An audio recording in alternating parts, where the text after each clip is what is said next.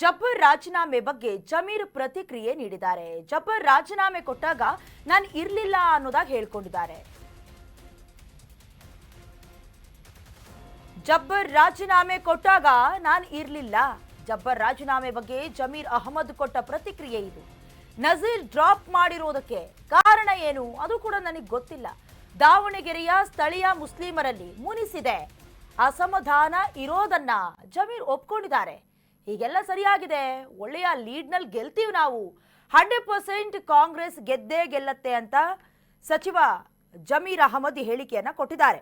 ಈಗಾಗಲೇ ದಾವಣಗೆರೆ ದಕ್ಷಿಣ ಕ್ಷೇತ್ರದ ಆಂತರಿಕ ಕಲಹದ ಕುರಿತು ಎಐಸಿಸಿ ವರದಿಯು ರಾಜ್ಯ ಕಾಂಗ್ರೆಸ್ನಲ್ಲಿ ಸದ್ಯ ಒಂದು ರೀತಿ ಸೆನ್ಸೇಷನಲ್ ಟಾಪಿಕ್. ಈ ವರದಿಯ ಆಧಾರದ ಮೇಲೆ ಹೈಕಮಾಂಡ್ ಶಿಸ್ತು ಕ್ರಮಕ್ಕೂ ಕೂಡ ಮುಂದಾಗಿದೆ. ಜೊತೆಗೆ ಅಂತಿಮವಾದ ಲೆಕ್ಕಾಚಾರ ಜೊತೆಗೆ ಕೆಲವೊಂದಷ್ಟು ಅನಾಲಿಸಿಸ್ ನಡೀತಾ ಇರೋದು. ಈ ವಿಚಾರ ಏನಿದೆ ಇದು ಜಮೀರ್ ಅಹಮದ್ ಖಾನ್ ಅವರ ಸಚಿವ ಸ್ಥಾನಕ್ಕೆ ಕುತ್ತು ಬಂದು ಬಿಡುತ್ತಾ ಅಂತ. ಈಗಾಗಲೇ ರಾಜಕಾರಣದಲ್ಲಿ ಸಚಿವ ಸಂಪುಟ ಪುನರಚನೆಯ ವಿಚಾರ ಒಂದು ಕಡೆ, ಮತ್ತೊಂದು ಕಡೆ ಅಲ್ಪಸಂಖ್ಯಾತ ಸಮುದಾಯದ ಪ್ರಭಾವಿ ನಾಯಕ ಅಂತ ಅನ್ಸ್ಕೊಂಡಿರುವಂತ ಜಮೀರ್ ಅಹಮದ್ ಖಾನ್ ಅವರಿಗೆ ಈಗಾಗಲೇ ಸಂಕಷ್ಟ ಎದುರಾಗುವ ಮುನ್ಸೂಚನೆ ಸಿಕ್ಕಿದಂತೆ ಕಾಣಿಸ್ತಾ ಇದೆ.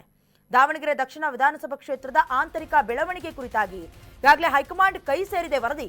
ಜೊತೆಗೆ ಮುಂದಿನ ದಿನದಲ್ಲಿ ಸಚಿವ ಸ್ಥಾನಕ್ಕೆ ಜಮೀರ್ ಅವರಿಗೆ ಸಮಸ್ಯೆ ಆಗತ್ತಾ, ಈ ಪ್ರಶ್ನೆಗಳು ಮೂಡ್ತಾ ಇದೆ. ನಾನು ಯಾವತ್ತೂ ಕೂಡ ಲೀಡರ್ ಆಗೋದಕ್ಕೆ ಹೊರಟಿಲ್ಲ. ನಾನೊಬ್ಬ ಪಕ್ಷದ ಸಾಮಾನ್ಯ ಕಾರ್ಯಕರ್ತನಷ್ಟೇ. ನಾನು ಯಾವಾಗಲೂ ಕೂಡ ಜನರ ಮಧ್ಯೆ ಇರ್ತೀನಿ. ನಾನೇ ಮುಸ್ಲಿಂ ಲೀಡರ್ ಅಂತ ನಾನು ಎಲ್ಲೂ ಹೇಳ್ಕೊಂಡಿಲ್ಲ. ನಾನು ಜನಸೇವಕ. ಹೀಗೆ ಸಚಿವ ಜಮೀರ್ ಅಹಮದ್ ಹೇಳ್ಕೊಂಡಿದ್ದಾರೆ. ಪರೋಕ್ಷವಾಗಿ ರಿಜ್ವಾನ್ ಅರ್ಷದ್ಗೆ ಜಮೀರ್ ಟಾಂಗ್ ಕೊಟ್ಬಿಟ್ರಾ, ಈ ಪ್ರಶ್ನೆಗಳು ಕೂಡ ಮೂಡ್ತಾ ಇರೋದು. ಅಂದ್ರೆ ಮೊದಲೇ ಹೇಳ್ದಾಗೆ ಪ್ರಭಾವಿ ರಾಜಕಾರಣಿ, ಜೊತೆಗೆ ದಾವಣಗೆರೆ ಕ್ಷೇತ್ರದಲ್ಲಿ ಎಲೆಕ್ಷನ್ ಆದಂಥ ಸಂದರ್ಭದಲ್ಲಿ, ಬೈ ಎಲೆಕ್ಷನ್ ಆದಂಥ ಸಂದರ್ಭದಲ್ಲಿ ಪ್ರಚಾರ ಕಾರ್ಯಕ್ಕೆ ಅಂತ ಜಮೀರ್ ಅವ್ರನ್ನ ಕರೆದ್ರು. ಅವರು ಒಂದು ದಿನನೂ ಇರಲಿಲ್ಲ, ಬಿಡಿ ಅರ್ಧ ದಿನನೂ ಇರಲಿಲ್ಲ. ಒಂದಷ್ಟು ಗಂಟೆಗಳ ಕಾಲ ಅದು ಪ್ರಚಾರಕ್ಕೆ ನೇರ ಭಾಗಿಯಾಗದಿದ್ರು ಕೂಡ ಸಭೆಗೆ ಬಂದ್ರು ಮತ್ತು ವಾಪಸ್ ಹೊರಟೇ ಬಿಟ್ರು. ಕೆಲವೊಂದಷ್ಟು ಅಸಮಾಧಾನ ಇತ್ತು. ಈ ಹಿಂದೆ ಕೂಡ ಎಸ್ ಮಲ್ಲಿಕಾರ್ಜುನ್ ಅವರ ವಿಚಾರದಲ್ಲೂ ಕೂಡ ಪ್ರತಿ ಹೇಳಿಕೆಗಳು ಕೇಳಿ ಬಂದಿತ್ತು. ಅವನು ಯಾರು ನನ್ನ ಕ್ಷೇತ್ರಕ್ಕೆ ಬಂದು ಮಾತನಾಡೋದಕ್ಕೆ ಅಂತ ಏಕವಚನದಲ್ಲೇ ವಾಗ್ದಾಳಿಯನ್ನು ನಡೆಸಿದ್ರು. ಅದಾದ ಮೇಲೆ ಅದೇನೇ ಆದ್ರೂ ನನ್ನ ಮಾತನ್ನ ಕೇಳಬಹುದು ಅನ್ನುವಂಥ ಲೆಕ್ಕಾಚಾರ ಜಮೀರ್ ಅವ್ರಿಗಿತ್ತು. ಬಟ್ ಯಾರು ಕೂಡ ಕ್ಯಾರೆ ಅಂತ ಹೇಳ್ದೆ ಇದ್ದಂಥ ಸಂದರ್ಭದಲ್ಲಿ ಯಾವಾಗ ಮುಸ್ಲಿಂ ಸಂಘಟನೆ ಅಥವಾ ಕೆಲ ಸಮುದಾಯದವರು, ಅಂದ್ರೆ ಅಲ್ಪಸಂಖ್ಯಾತ ಸಮುದಾಯದವರಾಗಿರುವಂಥ ಮುಸ್ಲಿಮರು ಪ್ರತಿಭಟನೆಗೆ ಅಂತ ಇಳಿದ್ರು, ಮತ್ತಷ್ಟು ಉಲ್ಬಣವಾಯ್ತಾ ಹೋಯ್ತು.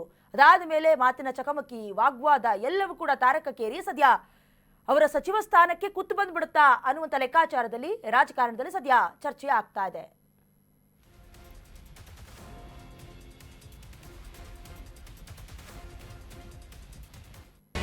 ಕರ್ನಾಟಕ ನ್ಯೂಸ್ ಬೀಟ್ ಫಾಲೋ ಮಾಡಿ, ಸಬ್ಸ್ಕ್ರೈಬ್ ಮಾಡಿ.